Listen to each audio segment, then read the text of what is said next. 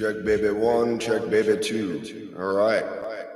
Looks like an excellent feed. Oh, yeah. You know, welcome. No one's here yet, so I'll just wait. Greetings on the way. Whoa, greetings. Hail the goddess of sovereignty, the true power over the land. Grandmother and grandfather, may their fire burn within our hearts forever. It is a choice. Honor or dishonor, right? I was smoking that had this intuition that just said, just go on. I was like, all right, listen.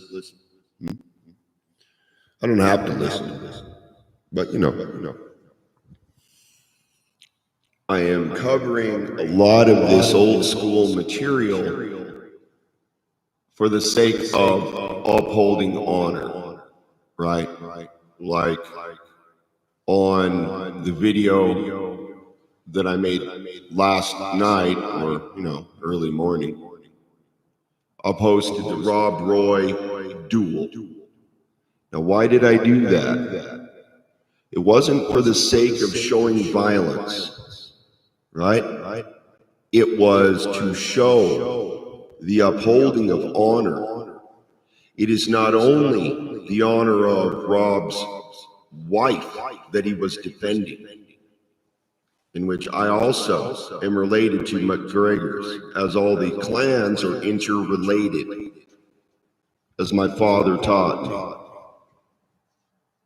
So, a direct representation of the sovereignty goddess being honored, right? And honor being upheld. Big deal. And this basic concept, look at modern culture.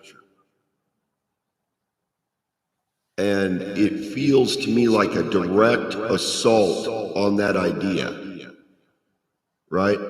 Honoring the supreme feminine principle versus attempting to dominate that principle. And that is wrong, right? So I feel whatever that supreme power is not going to just stand by forever and be disrespected. Eventually, it's going to become Rob Roy, but on a spiritual level. You see what I'm saying? And so people assume that if you speak like I do, you intend on doing something, blah, blah, blah. No. I do not put myself in the position of claiming I am on the same level as grandmother and grandfather, because I'm not. That would be arrogance. That would put me in a lesser position than I already am, right? But I acknowledge the sovereignty and the power of my grandmother first. And my grandfather. Now, why grandmother first? Because that is what grandfather said. He said, right? And she accepted. That's honor. What type of relationship is even worth having if it isn't 100% love and honor of that person's personal sovereignty to be themselves, rather than to be subjugated, for instance, in a feudal system, right? As a woman being demoted from the wise woman, right, on the high chair, the high seat, the high queen of sovereignty of the land, being honored by the supreme masculine principle, right? Acknowledging that importance. And that is paramount to everything. And especially, again, because of the overwrite and overlay of those sacred sites wells, trees, groves, etc. And specifically because I'm born on Bridget's Day, the flame, right, was of purity and sacredness. That is why the divine feminine principle was in the flame, but it was the pure unity, right, of all of those energies in combination, including the masculine, but whom was placed over that, specifically over, and this is my opinion, the divine feminine powers. Of course, it would be women and those who honored the sovereignty goddess. This makes sense to me. And so, if I say as a man, acknowledge that harmony and equality, right, then I have it. But until I do not.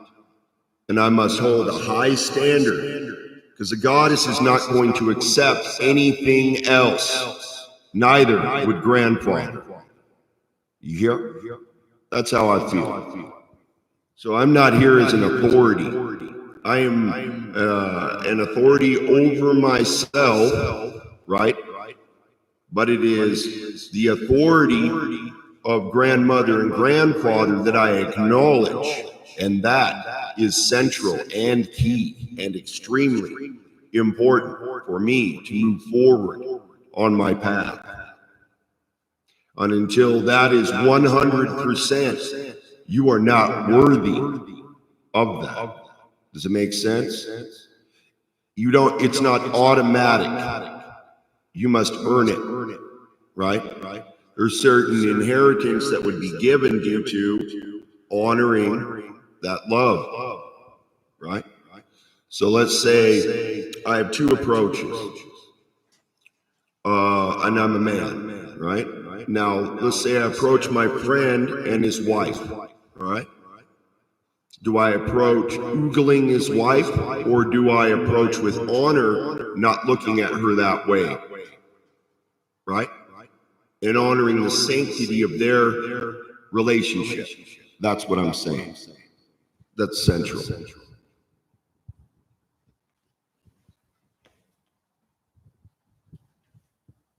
For honor is supreme. Period. No games. No bullshit.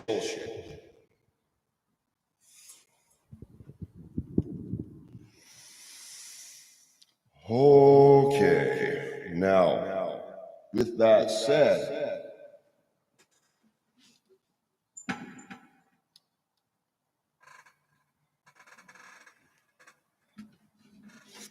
paramount.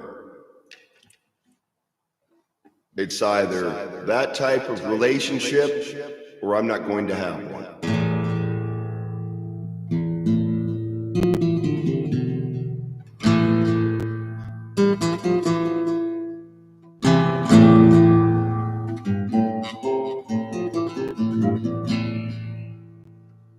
One more on the fire, one more on the flame, burning hearts flame. Grandmother, grandfather,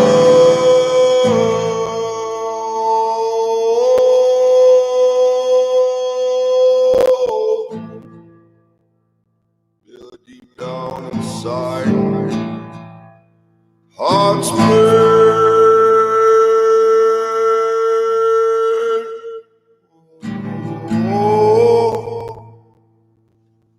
As I am, I know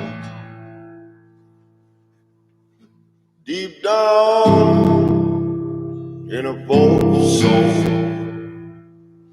Morgan, Maka, Shay, I am.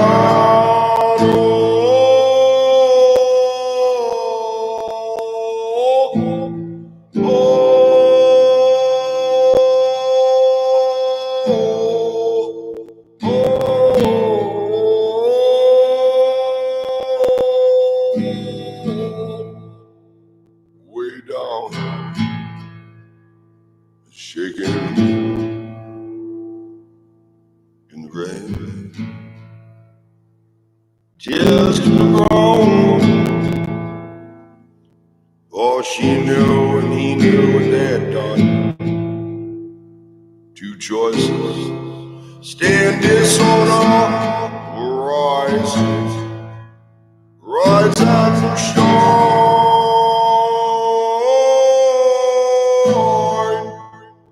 Oh,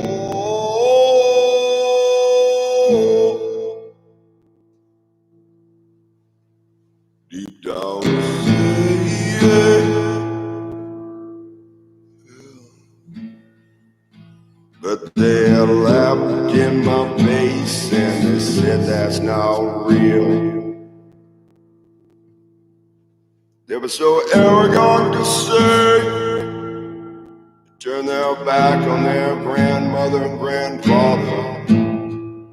It's a disgrace. I want to go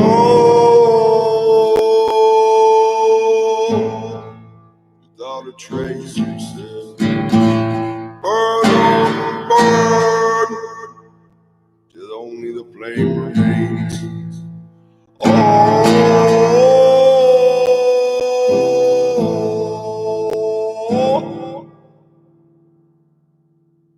heart's flame, shine on.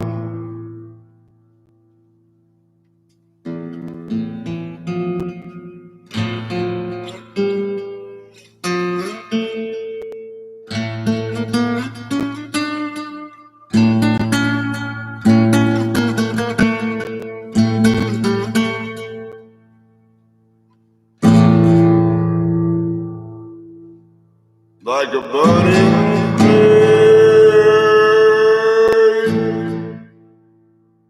only the truth remains. Oh, oh, shaking like a leaf. Oh.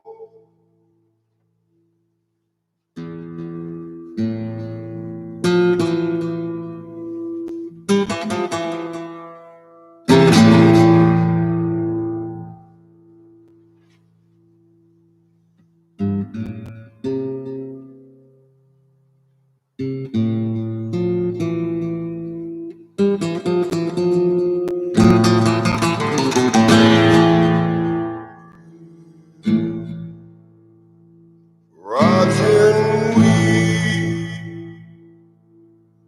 for honor is supreme. Oh, I'll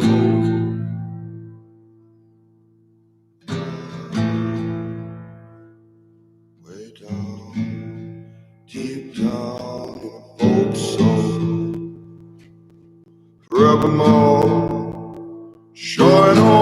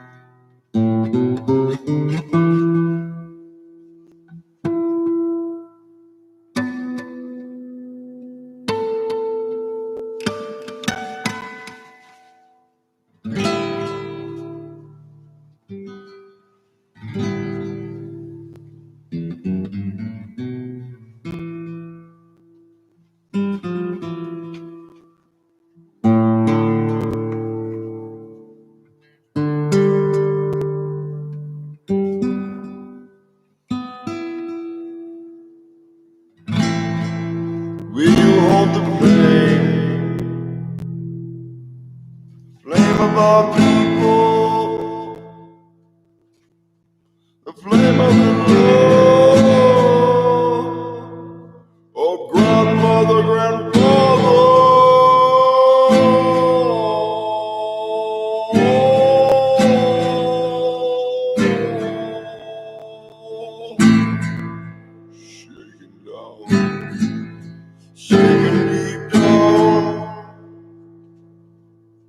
Sovereignty of the land. Oh.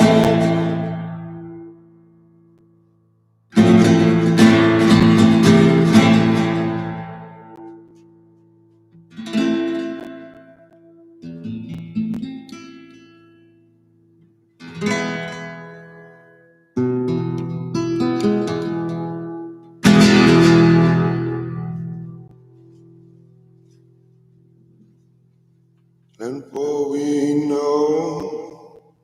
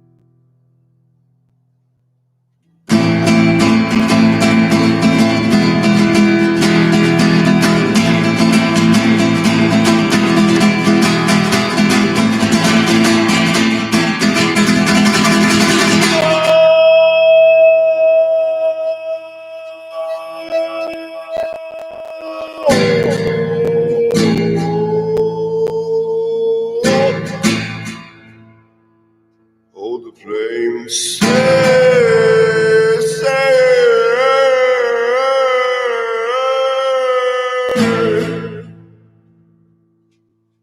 you can keep it going, and I'll keep my boat soul.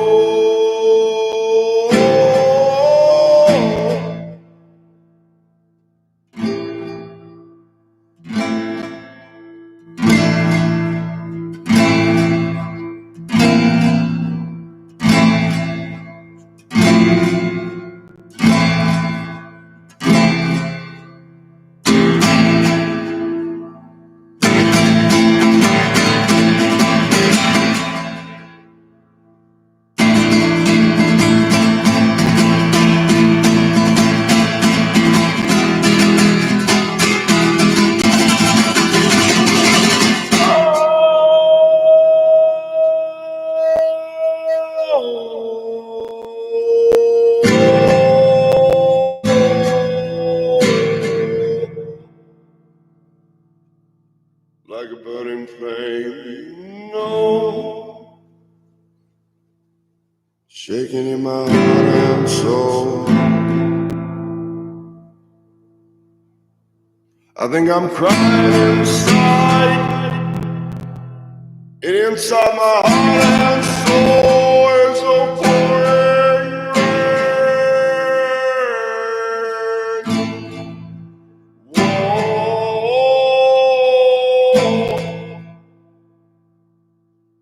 Sovereignty of the land, I know.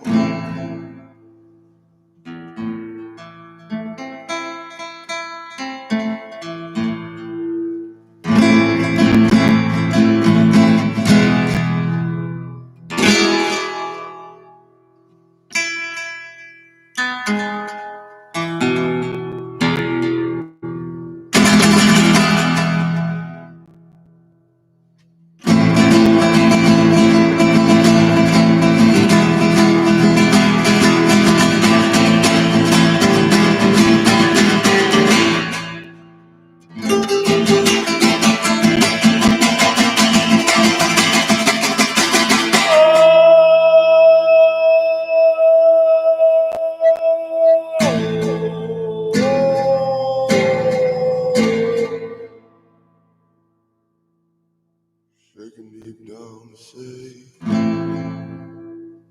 this is not beyond entertainment. No, it's our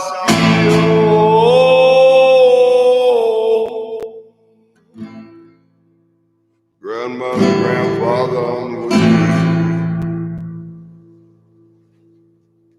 Honor is supreme.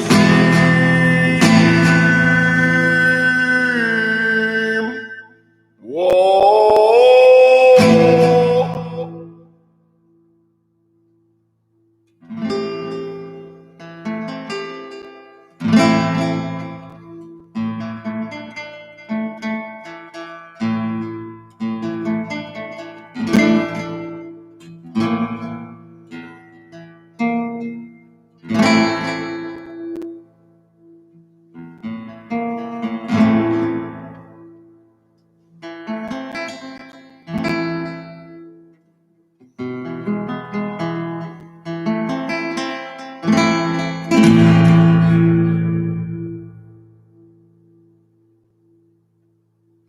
God is souls to play.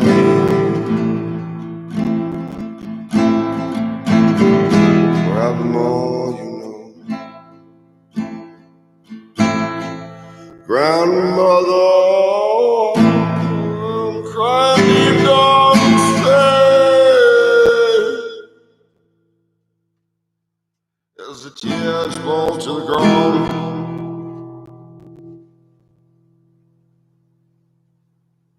Humble before your wisdom, always.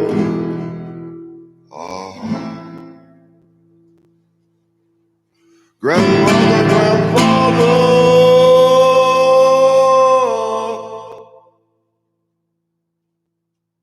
whoa.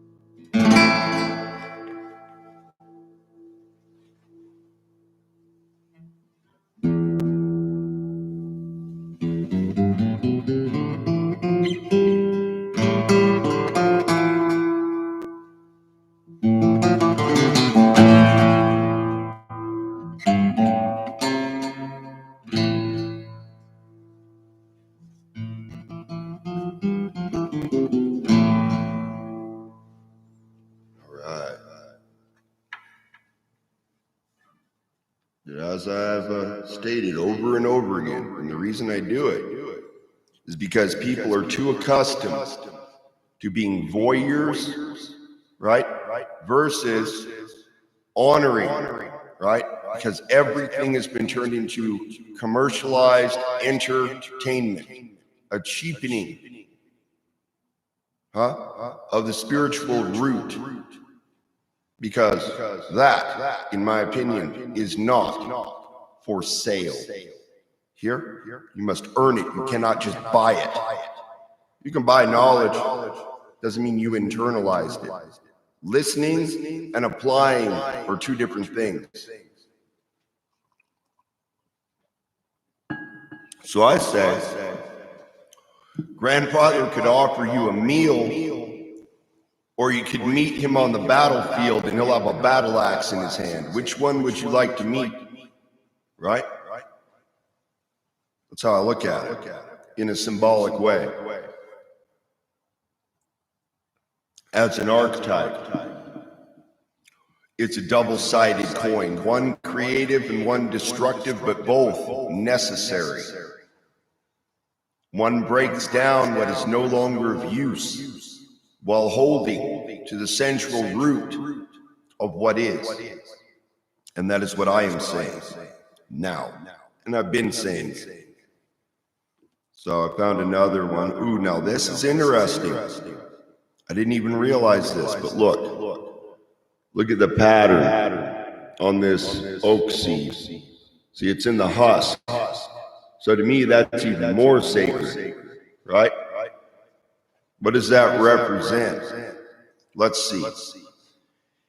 For instance, if I honor this seed and grow it, that could mean an entire forest, right? In the sacred medicine. But who created this? Did man create this? No. Man only uses it. But the original root source is original root source, and everybody wants to claim to be that. But this is that. Makes sense? It makes sense to me. So by acknowledging that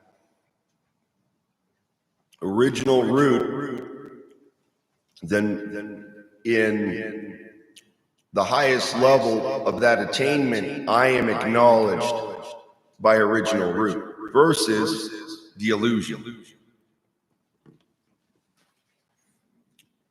And that makes very clear sense to me. That is a root. That grows. That's crystal.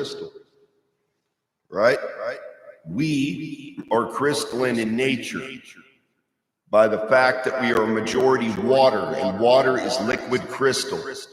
You freeze it, it crystallizes. Yes? Exactly. Okay. Now, again, upholding honor, look at that. What kind of man would you like to attract if you were a woman? What kind of woman would you like to attract if you were a man? Huh? Consider red hair, sovereignty goddess, standing right there next to Lou. Huh.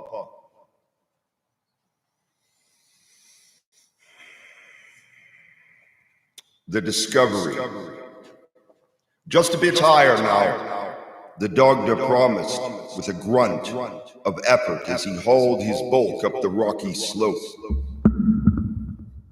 Move this a little closer. Behind him, Gila and Lou scrambled along. Their more agile forms, still no match for the amazing litheness of the huge man. So I would look at the Dogda as a representation of a grandfather, right? Panting and hanging on a rock for a brief rest. Gila looked up enviously at the black bird that soared high above. That's the Morrigan. Remember? Sovereignty of the land. Just remind you. I'd give a pretty to be having her powers. So I would, or shiny. He said sincerely.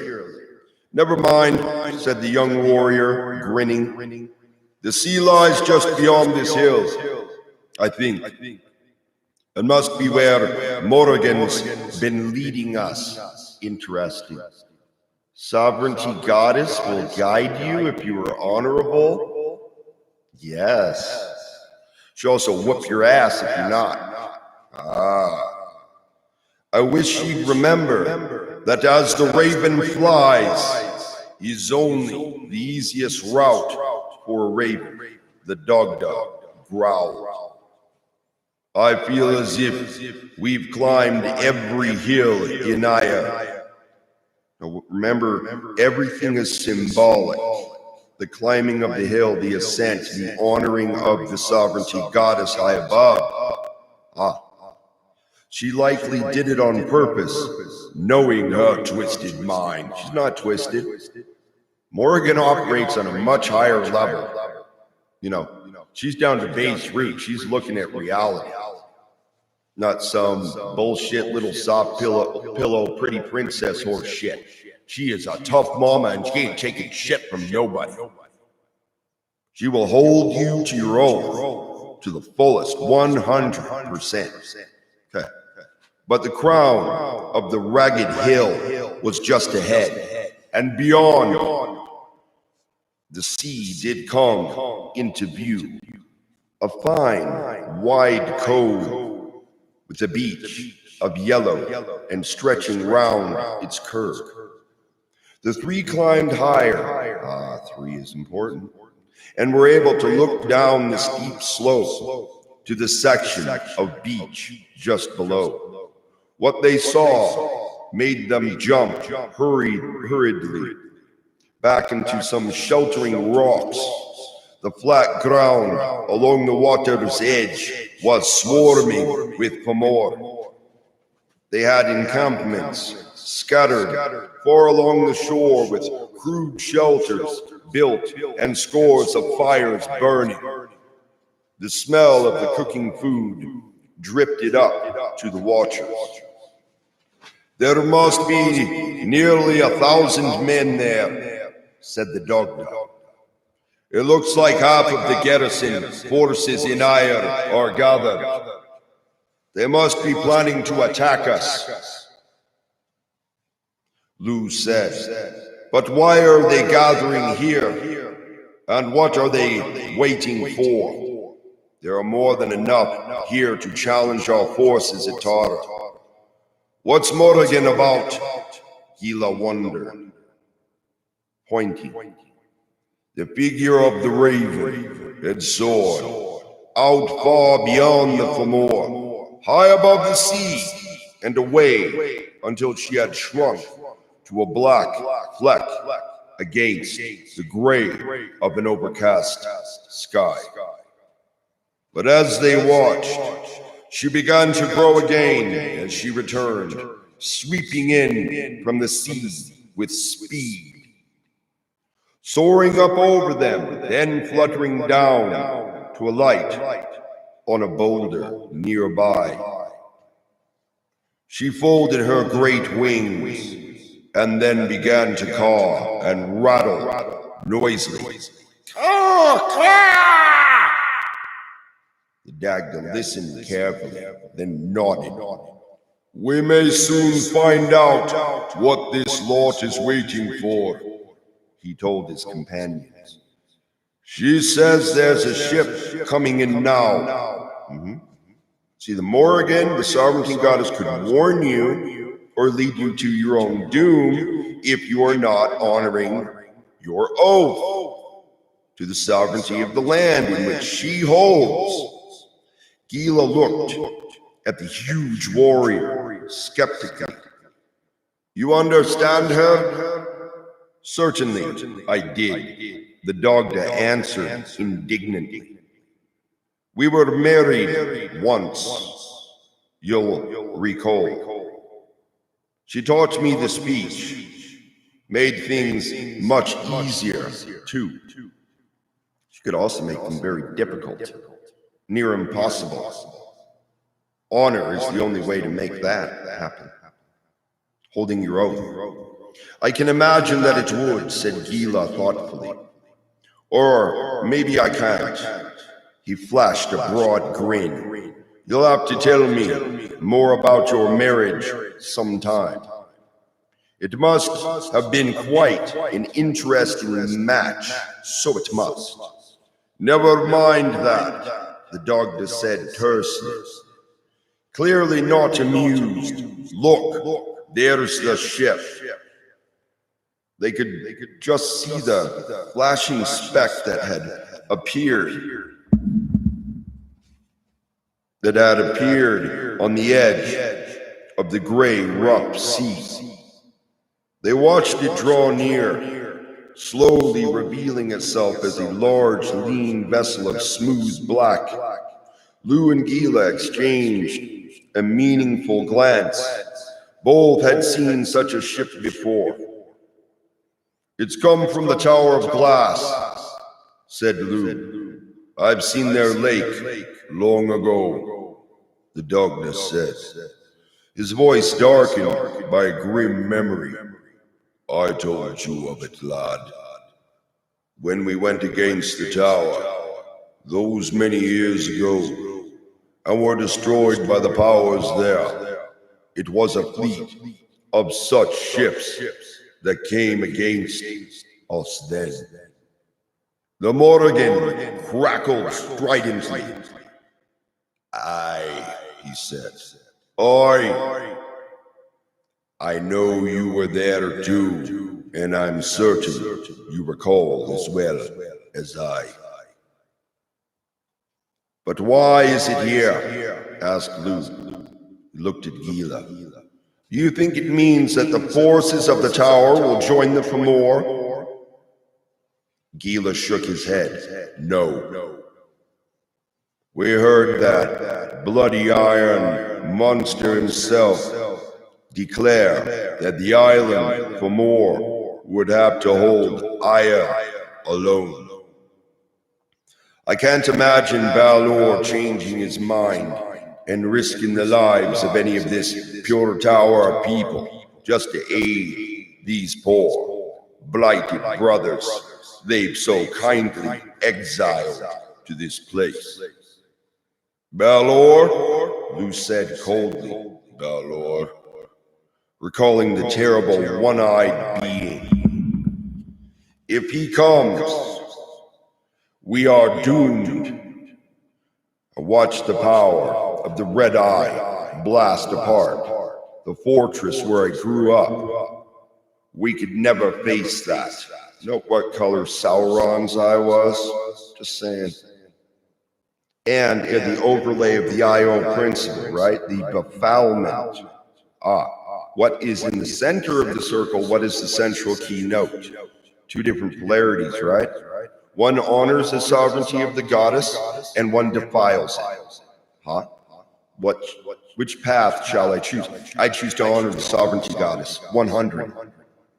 The ship came smoothly in. It sailed down, but still cutting swiftly through the waves, driving unwaveringly toward the shore, defying wind and sea with its unknown power. A large party of Fomor officers gathered from the massed forces and moved toward the water to meet it.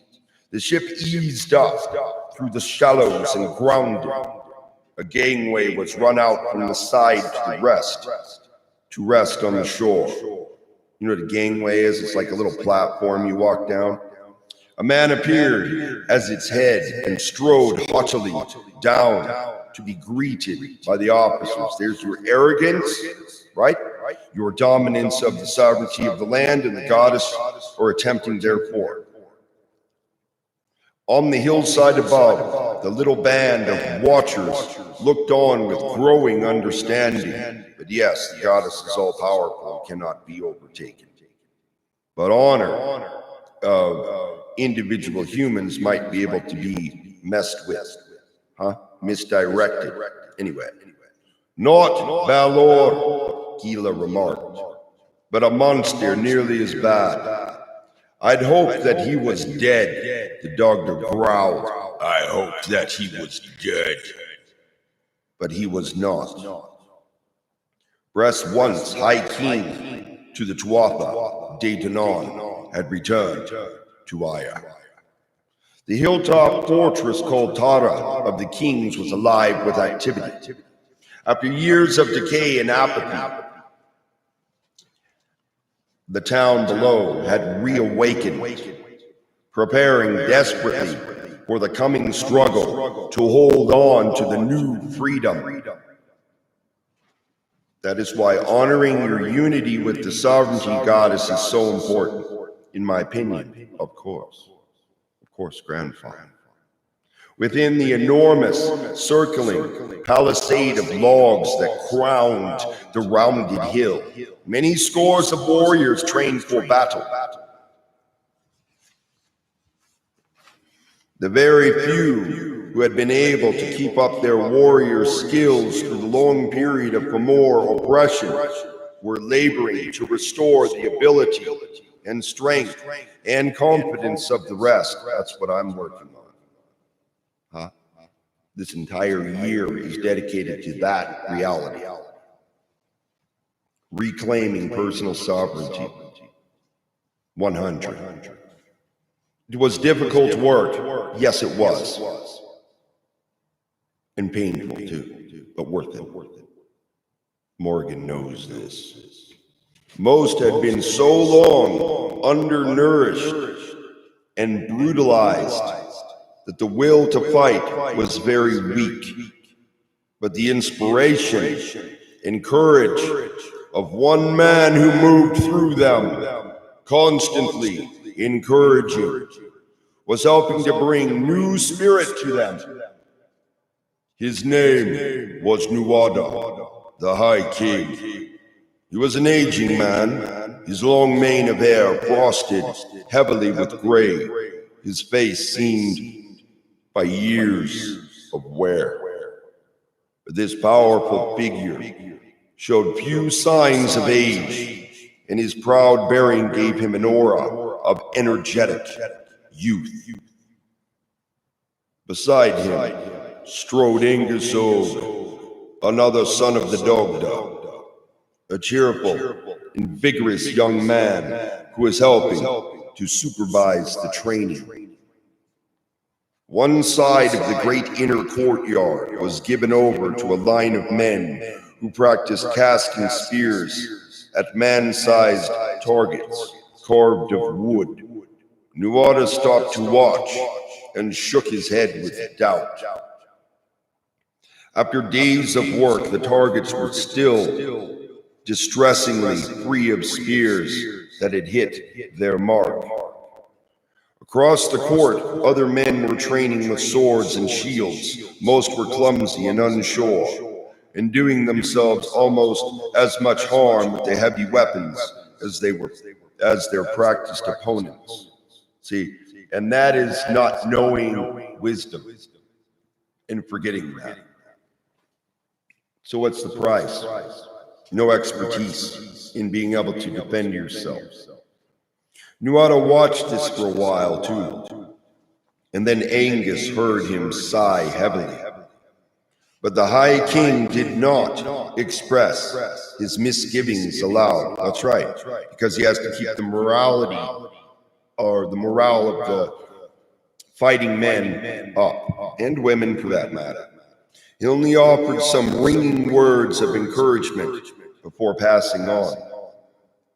By the stables at the back of the courtyard, a large smithy had been set up beneath open sheds. Here, a group of figures, black and streaming with sweat, labored over forges and anvils to shape weapons for the resurrected army of their comrades. At one of the forges, Gordnu, the master smith of the Daedanons, turned out the bright, slender, and lethal spearheads, for which he was renowned with a speed and workmanship that seemed miraculous. Beside him worked a woman, that's Bridget, whose efforts matched his own. I am born on her day. Beside him worked a woman whose efforts matched his own. What did I say again? Her looks were as remarkable as her skill. Also note the red hair, and red hair being associated with the Morrigan, the sovereignty goddess, yet again. For her face was divided. One side, that of a beautiful woman, the other side, that of a withered hag. Now, hag test, the wisdom, the wise, right? Also associated with Hel, right? Hel, the goddess of the underworld. She wasn't bad. Direct connection also to Morrigan, in my opinion, of course. When he saw Nuada and Angus approaching, Goldnu stopped to point proudly at the great pile of glinting spearheads beside them. We'll have all the weapons any army could need, he announced. Bridget had learned the craft well. Notice they use well and craft in association with Bridget. Her wells. Sanctity of the land, of the goddess, purity of the land. But you have to hold that to keep it, right? Versus putting poison in the well. Or drawing from a poisoned well versus a clean, pure well that is the crystal cave, right? Okay. Focus. All we need of now is hands that can use them with the same amount of skill that created them, said Nuada. Again, Angus was aware of that doubting quality, not fully disguised by the High King's attempt at heartiness. "My king," a voice called from above them. Nuada and the others looked up toward the sentry walk of the outer wall. A guard was hailing the High King. "Warriors are coming up from the town," he proclaimed. "It's the party of Lulom Foda." "Are you certain?" Nuada called back. "I couldn't be mistaking the figure of the Dogda," the guard replied with an irreverent smile. "I wonder why they've come back so soon," Nuada said, that troubled note in his voice now clearly audible. He looked to Angus. "Come along. We'd better go meet them." Angus nodded assent, and the two started off for the main gates of the fortress.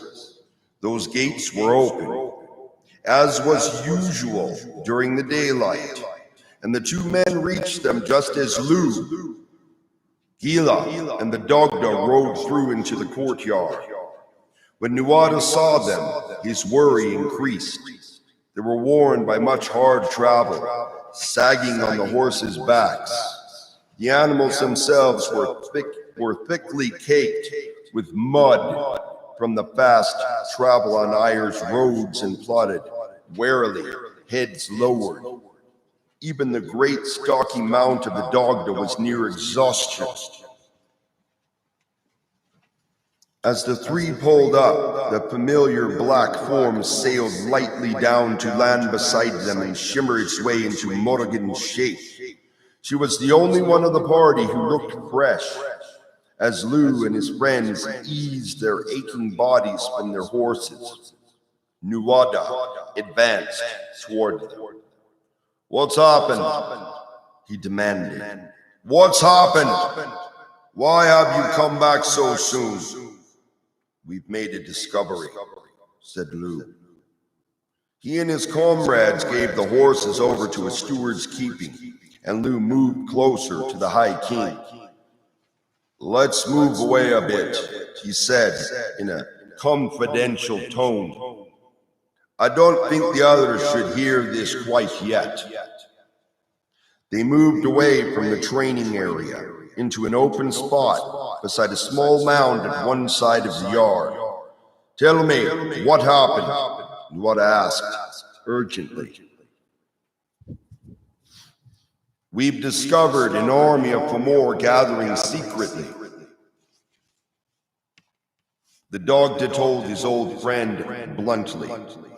"Over 1,000 warriors have joined it, and more companies are arriving every day." "There's something else," said Lou.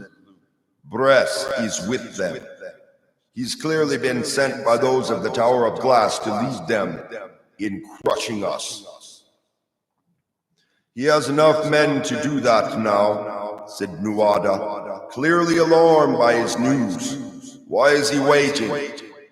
"He seems to be gathering all the Fomor in Ayer," said Lou. "We think he plans to destroy the Day Danons totally."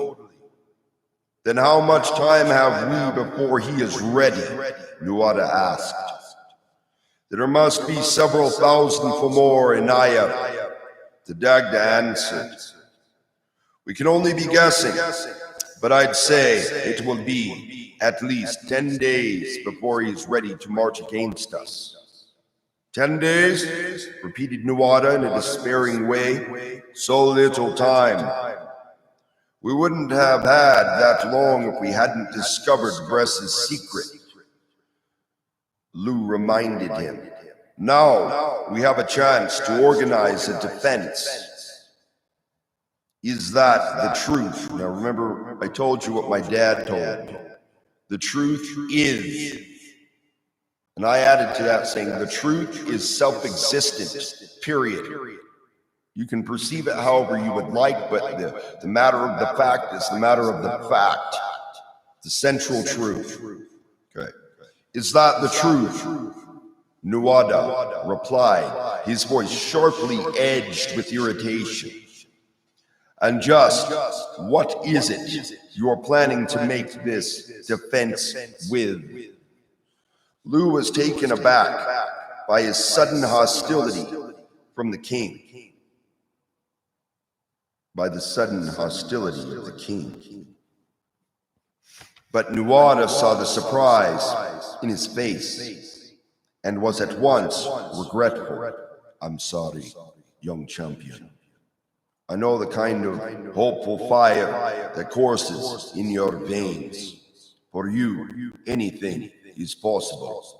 But age is turning my blood cold. It's harder to keep hope. Lou didn't understand. But the Daytonons are gathering. You're forming an army here. No, Lou, Nuada interrupted. Our own forces are only trickling in to join us from those few settlements close by. We haven't had time to reach the others. Most of the Daytonons and I can't even know there's been a rising here. He's right, Lou, said Angus.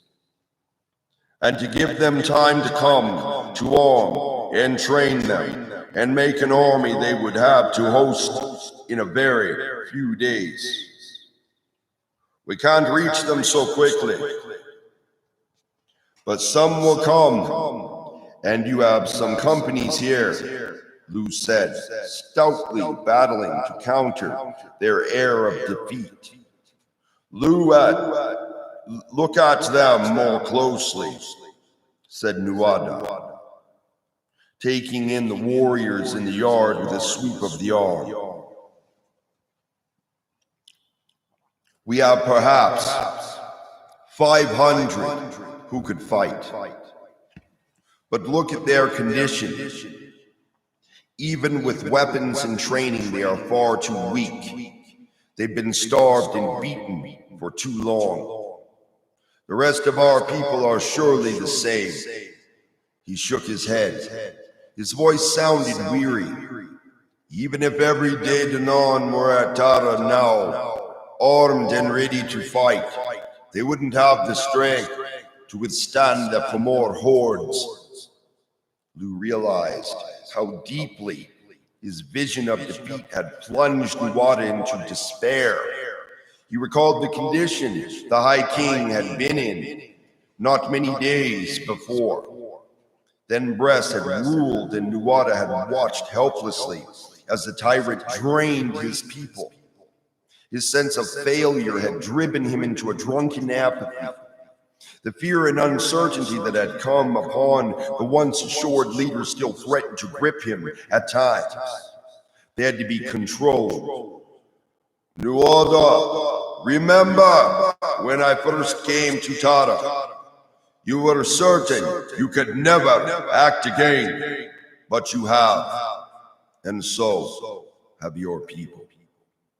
You cannot show any weakness or any doubt. You must keep the spirit, and the others will too. That's right. That's morality. We need that. We'll find a way to defeat the Fomor. You must believe that. No, you must know. Nuada looked closely at the intense young warrior, then he smiled. I do believe you. Or I would say, I do know. The force in you always brings new vitality to me. We will find a way. That's the I know part. We will find a way.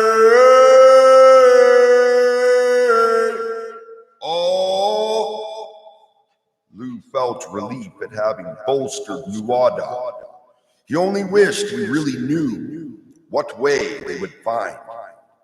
We will have to discuss plans for action with all the advisors he suggested. Gather them, but do it without letting anyone know what's happening. There's little point in bringing worry to the rest until we've some idea what to do. True enough, said Nuada. I'll have them gather in my quarters tonight, after the others are asleep. That's settled then. That's the gathering of leadership. Gila announced with relief. Now maybe we'll have a bit of time for some rest and food. There's food and drink laid out in the main hall, Angus said. The druids are working there. Working? Asked Lou. Old Fingal's got them practicing their arts. Angus explained, laughing. He said they've gotten tarnished like an unused blade. That's what wisdom is. You gotta clean it up, clean the rust off, clean the dust out, and revive honor. Oh,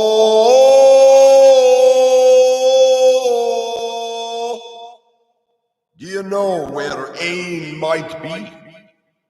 Lou asked, trying to sound quite casual. Do you know where Ain might be? Angus grinned more widely. Oh, I wondered when you'd ask. She's in the sunroom with Delta, working on some fool project. They're not in a good humor over it. My idea, I'm afraid, Gila admitted lightly. I put them to it before we left. Then you're the one they've been talking of torturing in so many interesting ways, Angus said. But best to be alarmed when you see them. No one can be angry with playful old Gila the clown for long. He replied in a breezy tone. Come, friends, let's find the victuals. V-I-C-T-U-A-L-L-S. My cloak's purely deflated. He's got to get supplies, right? With that, he set off jauntily, humming a light air. There goes a lunatic for certain, said Angus. Madman, Stephen is my name. Aye, said Angus, staring after him. There's no man, lunatic or not, I'd more want at my back, Lou told him, and started off with the Dogda and Morrigan after him. They crossed the yard to the main hall of the fortress, this immense circular structure of wattled timber squatted in the center of the enclosure, the physical and spiritual heart of Tara's life. Bam! What did I say? Sovereignty goddess's sights were targeted and overlaid intentionally to claim false sovereignty of the land versus true sovereignty that is honoring the goddess instead of dominating. Big difference. As they passed from the sunlight of the yard, the hall's interior was like a dim cavern, but before their eyes could adjust to the darkness, a sudden flare of yellow light threw the vast room into sharp clarity and revealed to them a nightmare scene. In the center of the hall, a monstrous form rose from the stone circle of the fire pit. Wow.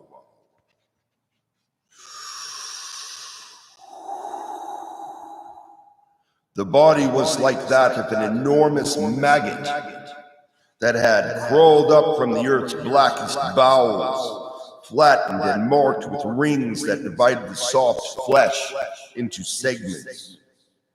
It shone with a thick layer of mucus that oozed from it as it pushed upward past the stone circling the pit. At its upper end was a boneless head with staring, bulbous eyes fixed to slender stalks that seemed to grow from the pliant body. Below the eyes was a round, protruding mouth, like that of a leech, constantly pulsing sucking, ready to fix upon some victim, drooling a venomous liquid that sizzled and steamed as it splattered to the floor. It reared upward, drawing its huge form high and lifting the head toward the point of the peaked roof, nearly 30 feet above. The eye stalks stretched out, bringing the eyes forward and arched downward, directing the lidless stare at a group of bright, cloaked men huddled right below. The obscene, sucking mouth began to drop threateningly toward them. The men stood, seemingly transfixed by fear, staring helplessly upward at the thing as it prepared to strike. Okay, so next chapter will be the sea god's plan, and I'm going to take a break on reading. So I'll do another video most likely today, but I try to, take a break that way. I keep the quality of my voice versus sounding like a frog. Thank you for the positive like. I appreciate that. Grandfather isn't playing. Look at this shit. Yeah. Even the green, right? The green hat. Yep. Everything has symbology. Right? Okay. Now, grabbing the folk mahogany. Well, Seagull folk mahogany artist. Okay, let me move this shit. Get the cable out of my way. Okay, moving. Have to adjust. That way I don't hit the cable. Even feeling it brush against my hand is a distraction. You're like, it's that sensitive? Yeah, it is.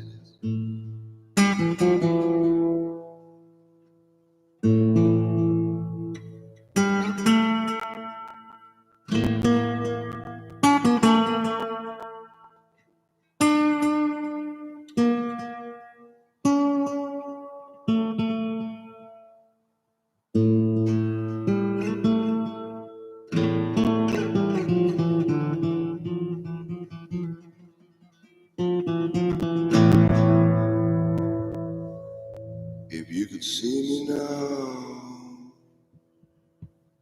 be a fire on the side of the mountain. Whoa.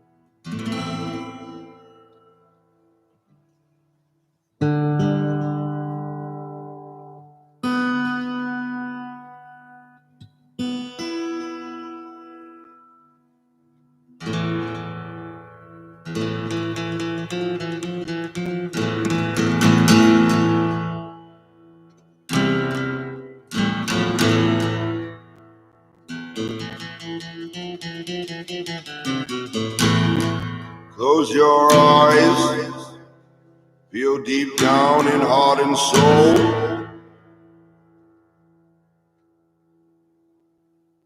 But that's your choice to say. Grandmother, shine.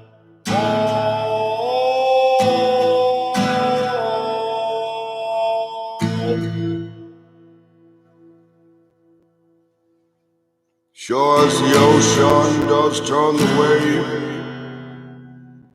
to the ancient sea.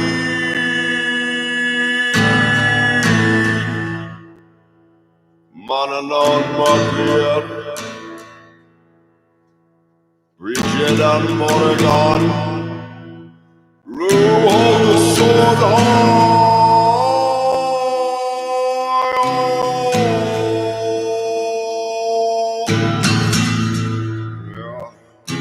Send the storm straight on the eye.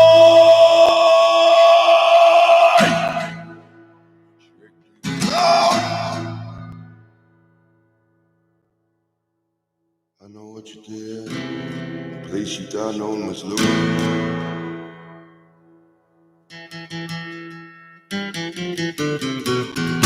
A poison rat in the well's what they want. Like a black plague.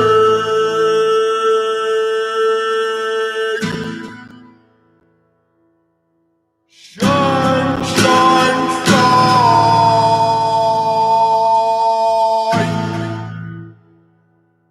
Purify. Sovereignty of the land. Like a burning flame.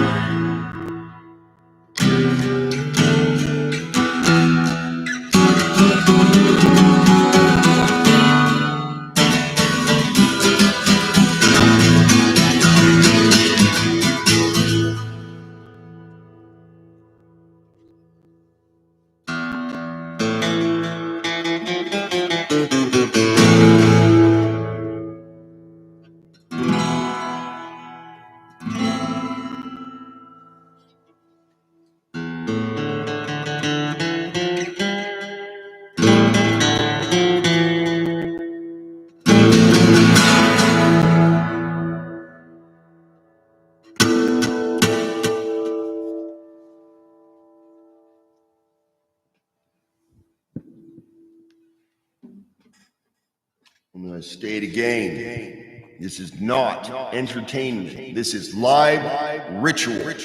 Did you hear me? Do you remember and uphold the sanctity of the sovereignty goddess? And that is a representation of my ancient grandmother, which is a direct connection to my ancient grandfather.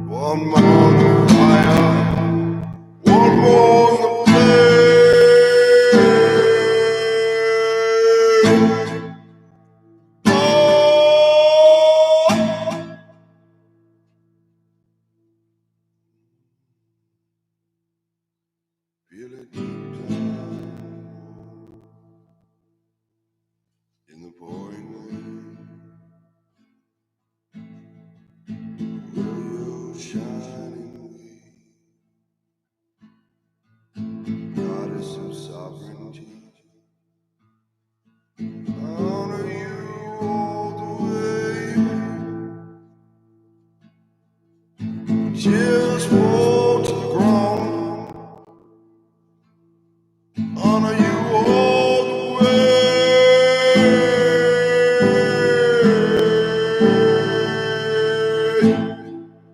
With a keening soul.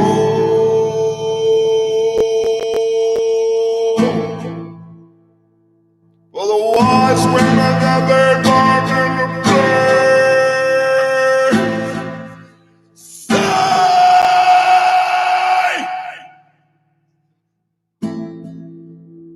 Yeah, I take it personally. You know how it goes. Morgan overhead. Oh, shine, shine, shine.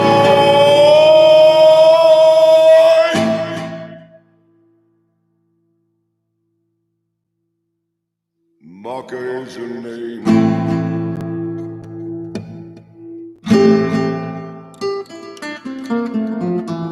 Sovereignty on the land, on the sea.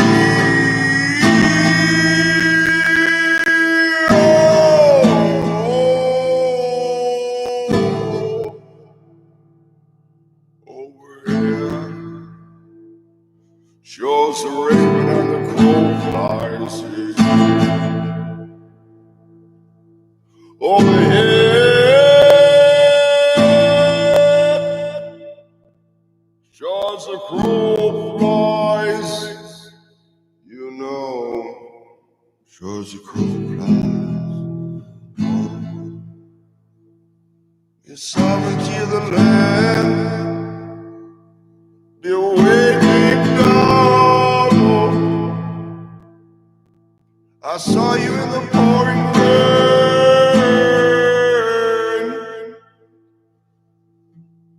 Yeah,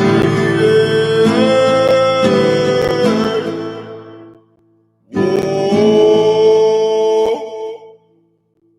circle around the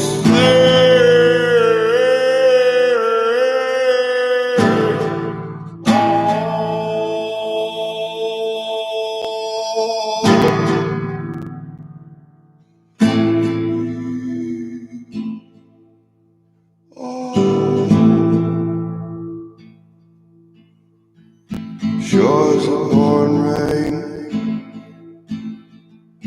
falls down on we, but let the sun shine, shine, shine, shine. Oh,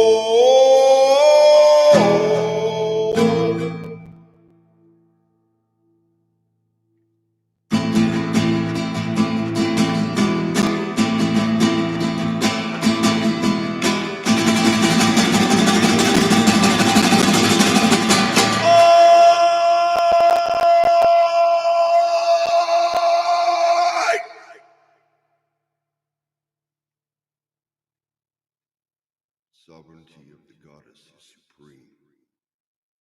Hold the flame forever.